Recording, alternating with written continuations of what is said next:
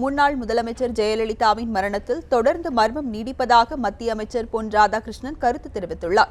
மதுரை விமான நிலையத்தில் செய்தியாளர்களிடம் பேசிய அவர், ஜெயலலிதா மரணம் தொடர்பாக மக்களுக்கு எழுந்துள்ள சந்தேகங்களை போக்க விசாரணை கமிஷன் அமைக்கப்படும் என முன்னாள் முதலமைச்சர் ஓ பன்னீர்செல்வம் தெரிவித்ததை சுட்டிக்காட்டினார்.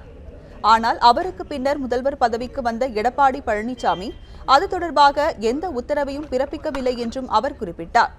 முன்னாள் முதல்வர் ஜெயலலிதா மரணத்தில் ஒவ்வொரு நாளும் வெளியாகும் தகவல்கள் அதிர்ச்சி அளிப்பதாக அதிமுகவினரே கருத்து தெரிவித்து வருவதாகவும் பொன் ராதாகிருஷ்ணன் தெரிவித்தார். ஜெயலலிதா மருத்துவமனையில் சிகிச்சை பெற்று வந்த காலகட்டத்தில் அங்கிருந்த கண்காணிப்பு கேமராக்கள் அகற்றப்பட்டதா என்பது குறித்து அப்பல்லோ மருத்துவமனை நிர்வாகம் விளக்கம் அளிக்காது ஏன் என்றும் பொன் ராதாகிருஷ்ணன் கேள்வி எழுப்பினார். கவனமாக இருக்க வேண்டும். நிறைய விஷயங்கள் எல்லாரும் சொல்றாங்க, அந்த கட்சியில் உள்ளவங்களும் சொல்றாங்க.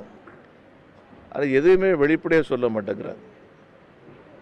சில விஷயங்கள் மருத்துவர்கள் சொன்னது கேட்டு அதிர்ச்சியாக இருந்தது அப்படிங்கிறாங்க.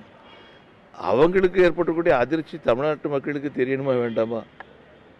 அது என்ன நடந்தது அப்படின்ட்டு. ஒரு மருத்துவமனையிலிருந்து 27 சிசிடிவி கேமராலாம் அகற்றிருக்கேட்டு சொல்கிறாங்க.